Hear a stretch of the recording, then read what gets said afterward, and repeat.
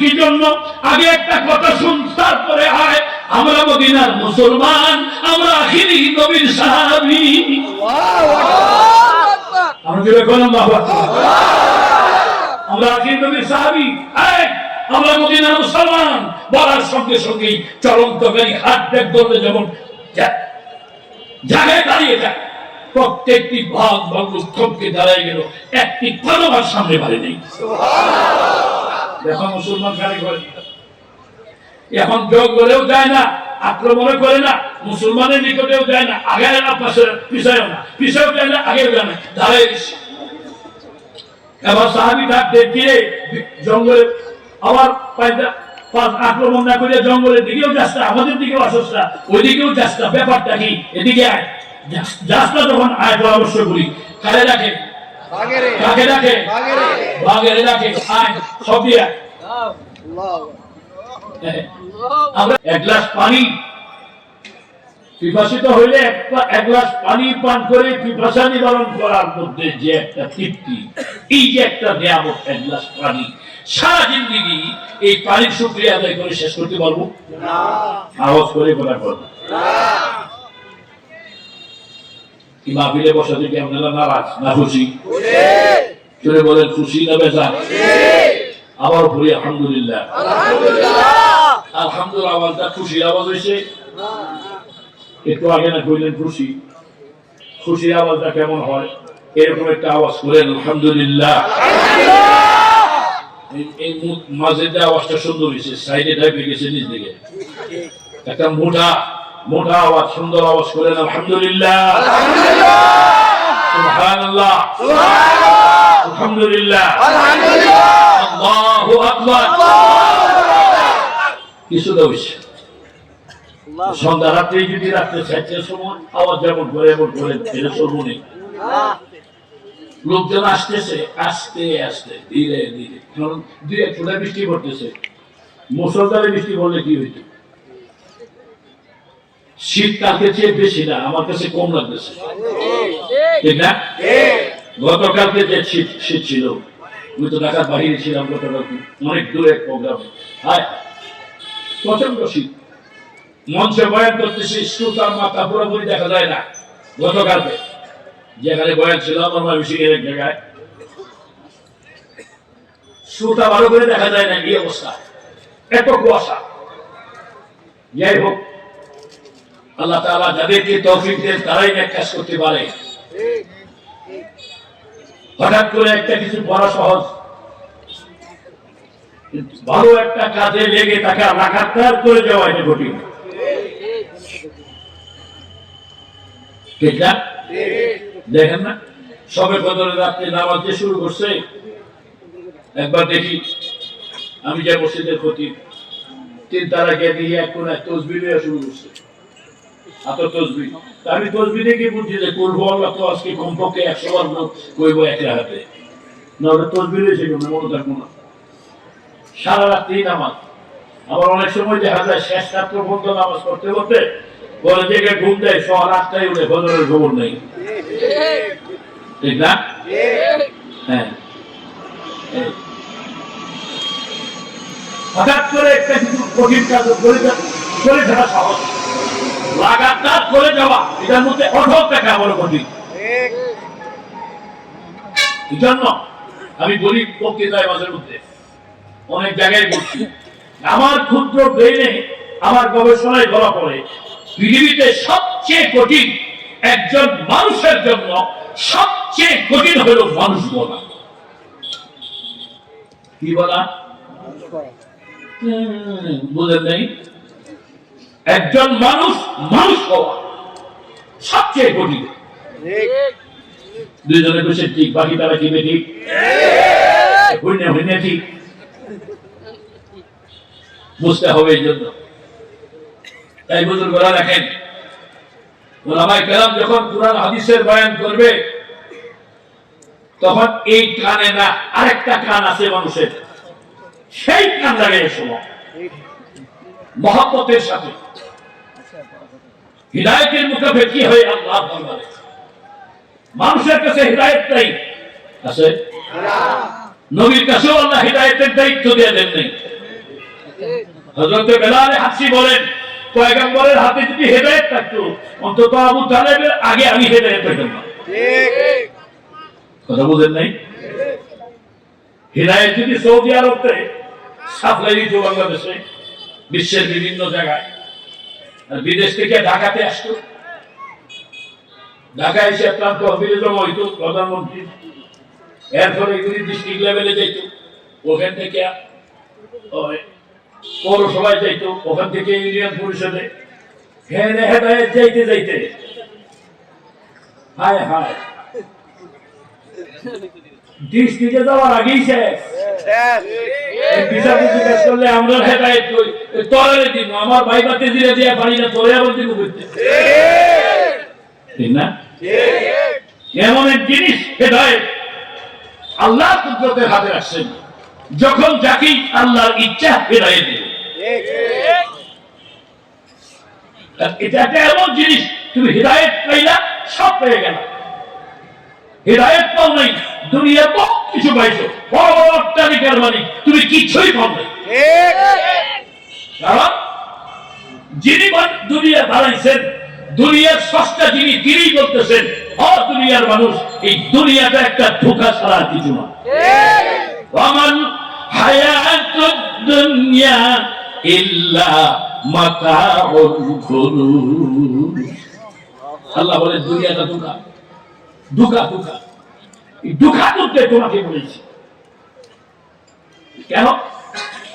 আমি পরীক্ষা করার জন্য, আমি দেখার জন্য কে তোমরা ভালো কাজ করো, আমার কথা মানো। আল্লাযী খালাকাল মাউতা ওয়াল হায়াত, মওত এবং হায়াত আমি সৃষ্টি করছি, হায়াতের মালিকও আমি, মওতের মালিকও আমি, ঠিক না? ঠিক।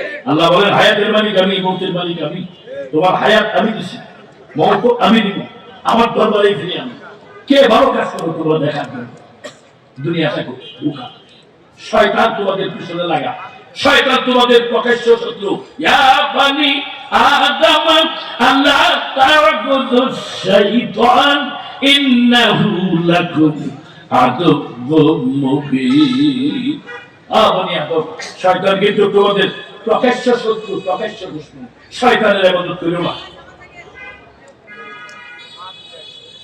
স্রষ্টা নিষেধ করতেছেন, কার ইবাদত করিও না? শয়তানের।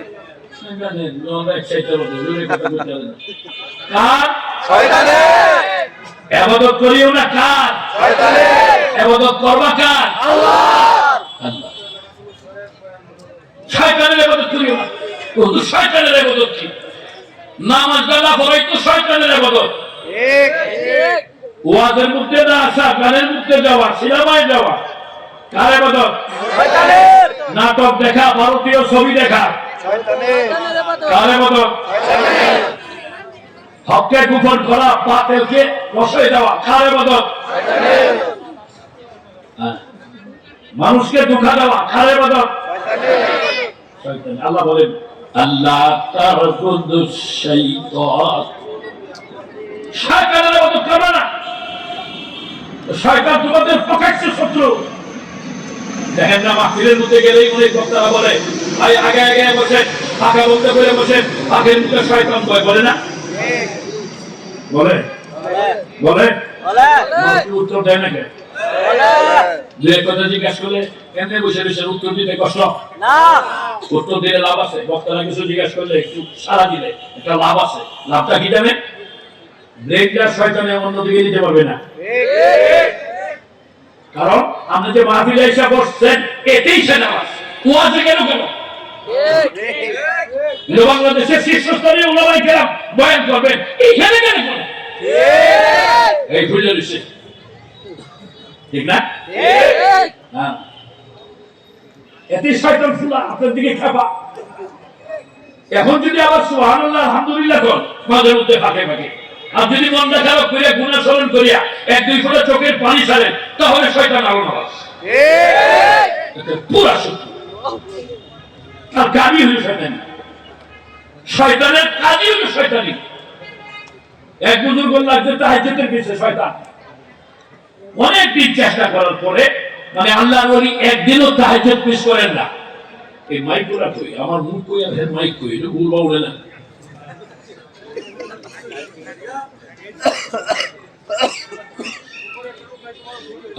এই বিষয় আমি উঠে গেছি বুজুর্গ তাহাজ্জুদ ছাড়েন না আল্লাহর ওলি প্রতিদিন তাহাজ্জুদ করেন যে তাহাজ্জুদ ছাড়ে না হ্যাঁ কি ফাঁসর তোলা ছেড়ে দেয় তাহাজ্জুদ ছাড়ে না শয়তান লাগছে তাহাজ্জুদের পিছনে আরেকদিন অনেক চেষ্টা করে তাহাজ্জুদ থেকে বলছিল হুজুর উঠে দেখেন ঘুম ভাঙছে যখন ফজরের আযান হইতেছে চতুর্দিকে এই মনটা খারাপ হয়ে গেছে তাড়াতাড়ি উজু ইস্তেঞ্জা সেরে ফজরের নামাজ পড়িয়া এমন কান্না কাঁদতেছেন আল্লাহ এত বছর যাবৎ শেষ রাত্রে তোমার শেষ রাত্রে থেকে আমি বঞ্চিত হই না আজকে কি অপরাধ করলাম শেষ রাত্রে তোমার কুদরতের শেষ রাত থেকে আমি বঞ্চিত হয়ে গেলাম এই কথা বলতেছে আর কাঁদতেছে কাঁদতে কাঁদতে কাঁদতে কাঁদতে এই 20-30 বছর জীবনে তাহাজ্জুদ করে জ্বালা হয়েছে এই কান্দার মধ্যে তার চেয়ে বড় হয়ে গেছে সুবহানাল্লাহ সবাই কইলে কি কষ্ট হইব না অনেকে মুখটা বলতে বলে বলে দিছেন কেন জোরে বল আল্লাহ তাসবিহ একটা তাসবিহ বড় দাম হ্যাঁ বদিকরা ছাড় চেবিনি দান খুরুসাস আল্লাহ ওয়ালা রাখেন বদিকরা ছাড় চেবিনি দান খুরুসাস ওয়ালেদা দাদ দারিমানা খেগুসাত ওয়ালেদা দাদ দারিমানা খেগুসাত দাবুল বলদাম গুনাস তাসবিহ এখাদি বাহার কালে বতসবিহ হাসবাতিস আল্লাহ ওয়ালা রাখেন তুমি আমি আল্লাহ তাসবিহ করি না জমিনে যা আছে হাঁচি দেখে আজমিনে বিদুয়াদ وحده لا شريك له الله اكبر تسبيح এটা আল্লাহর নামের তাসবিহ এখানে বসে যদি 1000 বার ঠিক ঠিক ঠিক কি ঠিক কইতালি না সব হইব না আচ্ছা গল না 1000 বার ঠিক কইলে সব হইব নি না আর একবার আল্লাহু আকবার বললে একবার সুবহানাল্লাহ তাসবিহ করলে আসমান জমিনের ফাঁকা জায়গা নেকি দিয়ে ভরে দিবেন রাসূল এসা করে গেছে সুবহানাল্লাহ বলবেন না বলে দিও না তিন দিন ধরে খায় না জোরে বল সুবহানাল্লাহ মাশাআল্লাহ এরকম আওয়াজ করবেন জোয়ান জওয়ান বলছেন একটু সময়ের বড় দাম যে সময়টা চলে গেল যে নিঃশ্বাসটা ছেড়ে দিলেন এটা আর পাবেন না মৃত্যুর আগে এই মধ্যে হাল চিদেরা দন্তে গেছিস قيمتي خذ لا ندامي أحمد قيمتي خذ لا ندامي أحمد ماذا نريد أن أحمد দুনিয়ার সবকিছুর দাম বুঝলে নিজের দাম নিজে বুঝলে না তোকে কত দামি মানুষ আল্লাহ বানাইছে সুবহানাল্লাহ তোমার দাম তুমি বুঝলে না সবকিছুর দাম বুঝলে বাজারে গিয়ে মাছ কিনতে গেলে কোনটা পচা মাছ কোনটা ভালো মাছ এটা বুঝলা কাপড় কিনতে গেলে কোনটা ভালো সুতার কাপড় কোনটা পচা সুতার কাপড় কোনটা সরস কোনটা নিরস কোনটা 1 নম্বর কোনটা 2 নম্বর দুনিয়া জিনিসপত্র বুঝলে তুমি যে কয় নম্বরের মুসলমান এটা বুঝলে কথা ঠিক না যেটা দরকার এটার পিছনে নাই যেটা দরকার নাই আমার অস্তিত্বই নেই যেটা ওইটার পিছনে লাগছি উল্টা পাল্টা জিন্দেগি কথা ঠিক না বেটি এজন্যই মানুষ কয় চোখে খুরশিদ রক্ত মারান করতে দাগ চালানার বদল ধর্ম খাবার সাজছে রাত চোখে গুলো তগুলেস টান শুধু খারাপ বইয়ে গুদান আজকে জুই মজগুলাম বইয়ে গুদান আজকে জুই মজগুলাম মানবী কয় দুনিয়ার মানুষ সূর্য যখন অস্ত যায় তখন তো আমরা অন্ধকারে পড়ে যাই ওই অন্ধকার দূরীভূত করলে কি লাগে হারিকেনের আলো কুপিবাতির আলো কারেন্ট তো পরশুদিন এসে দেশে মানবী শত শত বছর আগে বলছে অন্ধকার হারিকেনের আলো কুপিবাতির আলো বেঁধে রেখে অন্ধকার দূর করতে পারি না সূর্য যখন অস্ত যায় দুনিয়া অন্ধকার হয়ে যায় উম্মতের সূর্য অস্ত গেছেন মদিনা মুনাওয়ারায় কিছু কুপিবাতির আলো রেখে গেছেন কুপিবাতি এই উম্মতের সূর্য অস্ত গেছেন হযরত আম্মা জান আয়েশা বলেন লানা শামসুন وللآفاق شمس والشمس أفضل الشمس السماء فإن الشمس تطلع بعد الفجر والشمس تطلع بعد العشاء والشمس تطلع بعد العشاء الله أكبر আমি ভালো অসুস্থ দেখতে না পাওয়া আওয়াজ ওই বাহিরে প্রোগ্রাম করে দুইটা প্রোগ্রাম তিনটা প্রোগ্রাম গত কয়েকদিন দুইটা প্রোগ্রাম করে শেষ রাতে বয়ান করে ঠান্ডা এমন চাপ দিছে মনে সেরকম তো কথাই বলতে পারবো না বুঝা যায় কথা কিছু হ্যাঁ আচ্ছা যাই খুব লম্বা চড়া সময় না বড় বড় ওলামায়ে কেরাম আসতেছেন বর্তমান সময়ে হ্যাঁ ওই উদীয়মান ওলামায়ে কেরাম মঞ্চ কাঁপানো ওলামায়ে কেরাম আমরা তখন বড় হয়ে যেতেছি শেষ না এখন তো বড়া আর কি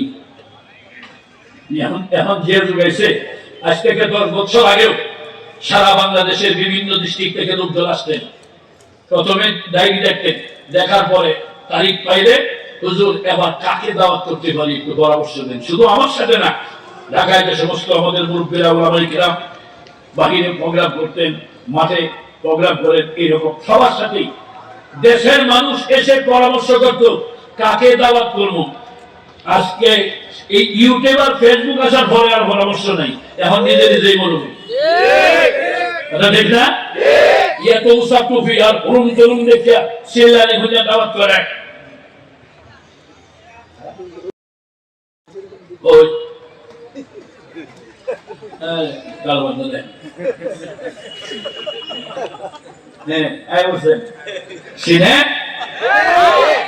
আমি কইতাম কে দেখি তো ভাবছে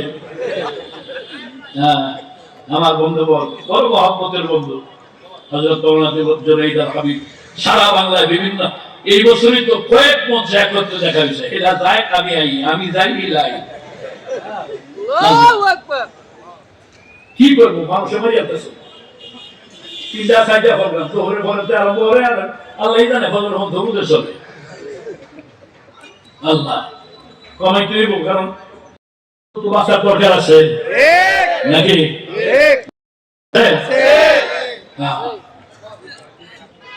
হাজার হাজার ওলামা কেরাম লক্ষ লক্ষ তালেব ইলম হাজার হাজার কওমি কেরাম দাউদের উত্তরসূরি এদেশে বিদ্যমান থাকা অবস্থায় নাস্তিক মুর্তা ইসলাম বিদ্বেষীরা যা করতে সমস্ত বলিষ্ঠ কণ্ঠস্বর যদি বাংলার জমিনে না থাকে তুমি নাই নিয়ে চলতে পারবেন না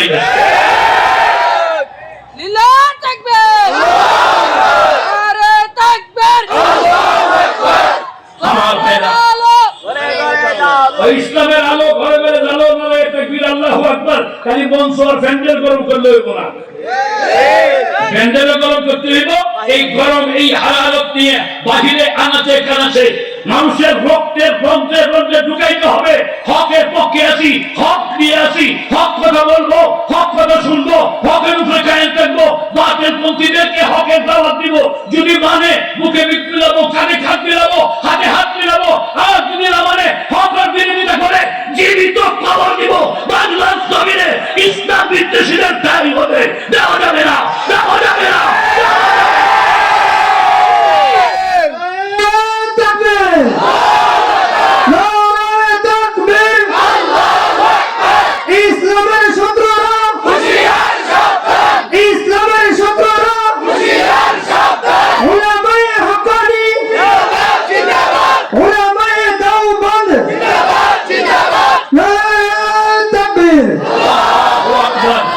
এটা মুসলমানের অস্ত্র আমি মুসলমানের অস্ত্র বুতা করে রয়েছে জঙ্কার করে রয়েছে মুসলমানের তো আর অস্ত্রের দরকার নেই আল্লাহু আকবার মুসলমানের বহুত বড় অস্ত্র ইতিহাস দেখেন না মুসলমান আজ দুঃখ ও আফসোস কলিজা ফেলে দেয় মুসলমান হইয়া মুসলমানি ধর্মকে ভালোবাসিরা ইহুদি নাসারা খ্রিস্টান বেঈমানের রীতি আজ সমাজের রন্ধ্রে রন্ধ্রে ঢুকছে মুসলমানি নাই মুসলমানি ধর্মের মহব্বত নেই মহব্বত কার হিন্দু আলী মুসলমানের খ্রিস্টান ধর্মের ইহুদি বৌদ্ধ নাসারা যারা নাস্তিক মুরতাদ আল্লাহু ওয়াহদানিয়াতকে স্বীকার করে না তাদের নিয়ম নীতি আজ সমাজে ঘরে ঘরে ঢুকাইছে এইগুলি যখন আমাদের এদেশের হাক্কানি উলামায়ে কেরাম, নায়েবে রাসূলগণ, কুরআন হাদিসের বিশেষজ্ঞ, ইলমুল ওয়াহিদ জ্ঞান যাদেরকে আল্লাহ রাব্বুল আলামিন দান করেছেন, তারা যখন এইগুলি বর্ণনা করে তখন একদল ওই নাস্তিক মুরতাদের দুশমনরা তারা দৌড়াদৌড়ি বলে, জঙ্গি বলে গালি দেয়। কথা ঠিক কিনা জোরে? এইজন্য চোখান্না হইতে হবে, হুঁশিয়ার হইতে হবে। শুধু হুঁশিয়ার না, একদম ঝাড় বাংলা জবাব বাতের পন্থীদেরকে সদা সর্বদাই দেওয়ার জন্য সব সময় প্রস্তুত থাকতে হবে। এটাই আমাদের ঈমানের দায়িত্ব। কথা ঠিক না বেঠিক? সুতরাং এই সমস্ত মাহফিলে আসে, এসে কি করো? ঈমানে ধার দাও, ধার দাও। আল্লাহ রাসূল বলতেন, জাদ্দিদু ঈমানাকুম, আমার সাহাবীরা তোমাদের ঈমানকে নতুন করো। ফাকাইফা নুজাদ্দিদু ঈমানানা ইয়া রাসূলুল্লাহ, ঈমান আবার নতুন করে কেমনে গো আল্লাহ হাবিব? সাহাবারা বলে, ইয়া রাসূলুল্লাহ, ঈমান নতুন কেমনে করব? ঈমানে ধারবো কেমনে? ঈমান নতুন হয় কেমনে? আল্লাহ রাসূল কি বলছেন? আশিরু বিযিকরি, আশিরু বিযিকরি লা ইলাহা ইল্লাল্লাহ, লা ইলাহা ইল্লাল্লাহ। কথা কেন? এই দেশে ঈমান কেমন বলা মুশরিক? লা ইলাহা ইল্লাল্লাহ, লা ইলাহা ইল্লাল্লাহ, লা ইলাহা ইল্লাল্লাহ, লা ইলাহা ইল্লাল্লাহ মুহাম্মাদুর রাসূলুল্লাহ। ঈমানের আলোচনা বেশি করো, বেশি করে ঈমানের আলোচনা করো। যেখানে ঈমানের আলোচনা হয় সেখানে অংশগ্রহণ করো। বেশি বেশি ঈমানের আলোচনা শোনো, ঈমানের আলোচনা করো। ঈমান কাকে বলে বুঝো, বুঝো, তাহলে ঈমানের স্বাদ পাইবা। খাদ্যদ্রব্য মিষ্টি খাওয়া হলো বিরিয়ানি, আঙ্গুর বেদানা নাশপাতি খেলে জবানের মধ্যে, জিহ্বার মধ্যে যেমন স্বাদ অনুভব করে, আল্লাহ ওয়ালা বলেন ঈমানের পিছনে তুমি যখন ঈমানের পিছনে ধার দিতে থাকবে, ঈমানের মজবুতির জন্য যা করার হাক্কানি উলামায়ে কেরামের দিক নির্দেশনা নিয়ে সেইভাবে ঈমানকে ধারাইতে থাকবে। এক সময় দেখবে সেই ঈমানের কথা কুরবা হলো বিরিয়ানির মতো, মিষ্টি আর মিষ্টি আর রসগোল্লার মতো জবানের মধ্যে আল্লাহ ঈমানের স্বাদ তোমাকে দিবে। আল্লাহু আকবার। হ্যাঁ, বহুত বুজুর্গদের জিন্দেগি এরকম পাওয়া যায়। ঈমানের মজা মুখে পেয়েছে, জিহ্বাতে পেয়েছে। এক বুজুর্গ সারা জিন্দেগি, ওনার ইন্তেকালের পরে ওনার খাস শাগির্দরা বলে এই জবানটার মধ্যে 40 বছরের মধ্যে কোনো হাসি দেখি নেই। 40 বছর একাধারে এই মুখে কোনো হাসি দেখি নেই। ওনার শাগির্দান বলতেছেন, যখন ইন্তেকাল হয়ে গেছেন, রূহ বেরিয়ে গেছে, ইন্তেকাল হয়ে গেছেন, হযরত আজরাইল আলাইহিস সালাম তার ভিতর থেকে রূহ নিয়ে গেছেন, তখন তার মুখে হাসি। সুবহানাল্লাহ, সুবহানাল্লাহ। আসতে বলুন সুবহানাল্লাহ। মুখে হাসি, ভিতরে রূহ নেই, হাত পড়ে না, চোখ পিটিপিটি করে না, শ্বাস নিঃশ্বাস বন্ধ, রূহ নাই ভিতরে, ইন্তেকাল হয়ে গেছেন, মুখে হাসি। গোসল দেয় হাসি বন্ধ হয় না, কাফন পরায় হাসি বন্ধ হয় না। এই হাসি অবস্থায় এই মুস্কি হাসি দিলে মুখটা যেমন এইরকম দেখতেছে, হঠাৎ করে কেউ দেখলে বলবে যে না, উনি মৃত্যুবরণ করেন নাই। সুবহানাল্লাহ। অর্থাৎ আল্লাহই দেখাই দিয়েছেন যে এতদিন হাসে নেই। হযরত ইমাম আবু হানিফা, ইমামে আযম আবু হানিফা রাহমাতুল্লাহ আলাইহি এক গ্রাম্য লোকে প্রশ্ন করেছিল, হুজুর আপনি বেশি ভালো না এই কুকুরটা বেশি ভালো? প্রশ্ন সোজা না? হুজুর আপনি বেশি ভালো না এই কুকুরটা ভালো? হুজুর বলেন, বাবার এই কঠিন প্রশ্ন উত্তর দিতে পারবো। হুজুর কি করে? এত বড় ইমাম, ইমামে আযম, উত্তর দিতে পারবেন না? কুকুরটা ভালো না আপনি ভালো, এটা তো সাধারণ মানুষও জবাব দিতে পারবে। আমি পারবো না। সময় নেন, কি সময় দেব? সময় দিলেও দিতে পারবো না। এত কঠিন প্রশ্ন তোমার, কারণ মৃত্যুর পরে যদি দেখা হয় দিতে পারবো উত্তর। আমি জানি না আমার শেষ পরিণাম কিভাবে হয়। আমি যদি ইমানের মতো দৌলত দিয়ে কবরে যেতে পারি, আমার সাথে এই কুকুরের কোনো তুলনাই নেই। আর আল্লাহ না করো যদি ইমান নসিব না হয়, আমার চেয়ে এই কুকুর অনেক ভালো। কথা ঠিক না? কারণ এই কুকুরের কোনো বিচার নেই। ওইটা না পাক খায়, যেখানেই যায় দূর দূর করে মানুষ তাড়িয়ে দেয়, লাঠি হাতে নেয় কুকুর তাড়ানোর জন্য। এরপরেও সে ভালো, কারণ জাহান্নামের আগুনে চলবে না। আমাকে আল্লাহ ছাড়বেন না। আমার এই জীবনের হিসাব দিতে হবে। যে জীবনের মালিক তার কাছে হাদিস শরীফ আছে, জীবনের হিসাব। চিনিমিনি খেলা না জীবনটা। আমি মনে করতেছি স্বাধীন, না না না না বান্দা, তোকে স্বাধীন ছেড়ে দেয় নাই, সীমারেখার ভিতরে তোকে ছেড়েছি। আমি রুটিন দিছি, আমার রুটিন মুআফিক কেমনে খাবে, কেমনে চলবে, কিভাবে কি করবে, সব রুটিন দিছি। রাত বানাইছি, দিন বানাইছি। ওয়াজআলনা নাওমাকুম সুবাতা ওয়াজআলনা আল-লাইলা লিবাসা ওয়াজআলনা আন-নাহারা মাআশা। আল্লাহু আকবার। আল্লাহু আকবার। রাত্রে দিছি দিনের আবরণ করে, নিদ্রাকে তোমার জন্য আরামদায়ক বানিয়ে দিছি, দিন দিছি, পাওয়ারফুল লাইট জ্বালিয়ে দিছি, যেন তুমি কি করতে পারো, চাকরি করতে পারো, ব্যবসা করতে পারো, কৃষি কাজ করতে পারো, দুনিয়ার কাজ কাম করতে পারো। এই জন্য পাওয়ারফুল লাইট জ্বালিয়ে দিছে সূর্য, সারাদিন অক্লান্ত পরিশ্রম করে যেন রাত্রে আরামে তুমি ঘুমাইতে পারো। এই জন্য দিনের আবরণ স্বরূপ রাত্র এবং নিদ্রাকে, ঘুমকে তোমার জন্য আমি আল্লাহ আরাম বানিয়েছি। সুবহানাল্লাহ, সবাই পাই নাই। যদি ঘুমের ট্যাবলেট 10 টাকা লাগতো তাহলে বুঝতেন ঘুম কি নিয়ামত। ঠিক না? কি নিয়ামত, কত বড় নিয়ামত দিয়েছেন আল্লাহ ঘুম। রাত্রে দিয়েছেন আরামের জন্য। এখন সারা রাত আমি গাড়ি চালাই, সারা রাত 2টা 3টা পর্যন্ত দোকান করে বসে থাকি। আর রহমতের বরকতের সময় দোকান বন্ধ, কথা ঠিক কিনা গ্রহণ। ঢাকা শহরে ফজরের নামাজের পরে গেলে কোন শাড়ি কিনতে পারবেন? কেন? কয়েকটা রুটি দোকান খোলা, বাজি আর রুটি খাইবেন, শাড়ি কিনতে পারবেন না, লঙ্গি কিনতে পারবেন না, কিনা সমস্ত দোকান। রহমতের বরকতের সময় যেটা, ওইটাই ঘুম। রহমতের বরকতের সময় সব হারাইলাম। হায় হায়।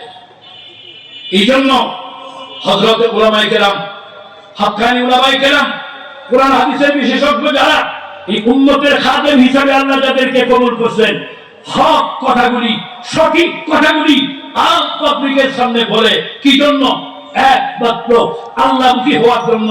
দুনিয়ার জিন্দেগিটা আমরা কাটাবো, সব কাজ কাম করবো, লেকিন প্রত্যেকটা কাজ যেন আমার না হয়, আমাদের ইবাদত করবো। ঠিক না? কারণ আল্লাহ বলছেন ওয়া'বুদ রাব্বাকা হাত্তা ইয়াতিয়াকাল ইয়াকিন। বান্দা, তোমার রবের ইবাদত করো। কার? রবের। কার? রবের ইবাদত করো। রব চিনুনি, রবের ইবাদত করো। কতদিন রবের ইবাদত করো কিনা? করি তো হুজুর। কেমনে? প্রত্যেক শুক্রবারে একদম সামনের কাতারে দেখেন না, শুক্রবার দিন হইলে। অনেকে আবার অনেক জায়গায়, আপনারা এখানে কেউ থাকলে আমার দিকে রাগ করেন। এখন আমি তো এখানে নামাজ পড়ি না শুক্রবারে, অন্য হানে পড়ি। অনেক জায়গায় দেখছি। আমি তো ঢাকার বড় বড় মসজিদের খতিব, একটা 2টা গেছে, এখন 3 নম্বরে একটা কাশি, বড় বড় মসজিদে অনেকেই যায় নামাজ বাড়াই দেয় 10টার সময়, চাকরি দিয়া, বাচ্চা দিয়া, চাকর দিয়া, যারা আমি সাইড দেও। আর কারণ কি? কারণ মসজিদ আমার বাপদাদার সম্পত্তি, এটা ওয়ারিশ আছে। আমি যাবো যখন মুয়াজ্জিন সাহেব একামত দিয়ে খুতবার পরে, হ্যাঁ, 1টা 29:30 মিনিটে আমি যাবো। এই জন্য তারা পর্যন্ত মসজিদে যাইব না, তাই নামাজ পড়াই দেয়। আমি যখন ধানমন্ডি জিগাতলা মসজিদের খতিব, একদিন দেখি 2 কাতার সব জায় নামাজ পড়া, 2 কাতারের পরে হইল মুসল্লি। আমি আস্তে আস্তে সব জায় নামাজ উঠে একটি বেঁধে ধুয়ে দিছি। মুয়াজ্জিন সাহেব হুজুর সব বনাস করছে, কি হয়েছে? কই চাকরি যাইব গা। হ্যাঁ, চাকরি যাইব, এটা না কত যায় নামাজ যাইব গা। আলহামদুলিল্লাহ চাকরি যায় নাই, কিন্তু যায় নামাজ উঠছে, যায় নামাজ উঠছে। কারণ হক কথা বলবেন সবসময়। আসক, যতই বাধা বিপত্তি আসক না কেন, ভয় নাই। একজন মুসলমান তার অন্তরে কোনো ভয় থাকতে পারে না বাতিলের। কারণ বাতিলের বিরুদ্ধে হকের পক্ষে আপনি যাই করবেন, এটা করতে করতে বলতে বলতে যদি মৃত্যুবরণ করেন, শাহাদাতের দরজা পাবেন। ভয় কিসের? ঠিক না? আফ্রিকার মধ্যে যখন উকবা বিন নাফির জমাত দিয়ে গেলেন, তখন আফ্রিকাবাসী কি বলছিল? ওই দিকে যাও, আমরা একটু জায়গা দাও, ওই দিকে যাও। ওদিকে গিয়ে দেখেন ওই জঙ্গলে খালি জায়গা আছে অনেক, ওখানে যতদিন ইচ্ছা ততদিন থাকবেন, কেউ বাধা দিবে না। জঙ্গলে মানুষ থাকে, ওনার উদ্দেশ্য কি? মদিনার মুসলমান পথঘাট চিনে না, রাস্তাঘাট চিনে না, ওদেরকে বলে দেই জঙ্গলের ভিতরে যাবে। আর আফ্রিকার জঙ্গলে বড় বড় ভাগ ভাল্লুক, হিংস্র প্রাণী থাকে, সব চতুর্দিকে আক্রমণ করবে, ওদেরকে ধরবে, জঙ্গল দিয়ে ধরবে আর কিরিমিরি খেয়ে ফেলবে, আমাদের মেহনত করতে হবে না। খুব খুশি হয়ে ওরা ভুল পথ দেখিয়ে দিছে, যে পথে জঙ্গলে যাইতেই বড় বড় বাঘ, ভাল্লুক, সিংহ, হিংস্র প্রাণী আক্রমণ করবে, ওই পথ দেখিয়ে দিছে। হযরত উকবা বিন নাফি রাদিয়াল্লাহু তাআলা আনহু সাহাবীদেরকে নিয়ে যখন জঙ্গলের পাশে গেছেন, বড় বড় বাঘ, ভাল্লুক হুঙ্কার মেরে চতুর্দিকে আসতেছে। আরে কি আশ্চর্য ব্যাপার! আমরা এনে বসে রয়েছি, কিন্তু বেরো করে একটা কুত্তা এসে তুলতে দৌড়, কথা কয় না, কথা গত বছর এক মাহফিলে নেত্রকোনা, বিশাল মাহফিল, অন্তর লক্ষাধিক লোক। এই পর্দার এই পাশে কুকুর একটা ঘুরতেছে, আরেক বেহুদার বাস একটা নিয়ে এইটার ফিটে এত জোরে বাড়ি দিছে, ওই বেচারা দিশা বিশা না ভাইয়া মানুষের মধ্যে দিয়ে প্যান্ডেলের ভিতর দিয়ে ভ্যাও ভ্যাও করে দিছে। এই কুত্তায় মাহফিল একদম এমন এমন অবস্থা করছে, এই মাহফিল থামাইতে আলাদা কথা। তার কারণে তো শয়তান এত কথা যিনি জানে, যখন দেখে ওয়াজ মাহফিলে মানুষের মনে প্রাণে কথা শুনতেছে, হঠাৎ করে এমন একটা গুলমাল সাইডে করবে, সবাই এদিকে তাকাচ্ছে। এই সময় জীবনের সবচেয়ে দামি একটা কথা চলে গেল, এটা সে খবরও পায় না। কথা দেখে না এরকম বদমাশ শয়তান। তাই আল্লাহ পাক রব্বুল আলামিন দেখিয়ে দিয়েছেন। এই জন্য মুসলমান তোমার ইতিহাস সারা পাগলের মতো ঘুরতেছ কেন? তোমার ইতিহাস দেখো, তুমি কে, তুমি কি, তোমরা কোন জাতি? মুসলমান কাকে বলে দেখো না একটু। দেখতে যদি সবাই না পাও, কিতাবাবি না পাও, না বুঝো, পড়তে না পারো, ইতিহাস খুঁজে না পাও, তোমরা এখানে বসে বসো, বসে বসে শোনো কাকে মানুষ বলে। বিদর্মীরা বলছে মুসলমানদেরকে আগে আক্রমণ করবে, হিংস্র প্রাণী আক্রমণ করে ওদেরকে শেষ করে দিবে, আমাদের আর যুদ্ধ করতে হবে না, ওদেরকে ধরপাকড় করতে হবে না। আর মুসলমান গেছে, ভাগ লোক আসতেছে, যখন কাছে আসছে আমি সাহেব ডাক দিলেন, নেতা যিনি মুসলমানের উনি ডাক দিলেন, আফ্রিকার জঙ্গলের হিংস্র প্রাণীগণ আমাদের দিকে কি জন্য? আগে একটা কথা শুন, তারপরে আয়, আমরা মদিনার মুসলমান, আমরা আখিরি নবীর সাহাবী।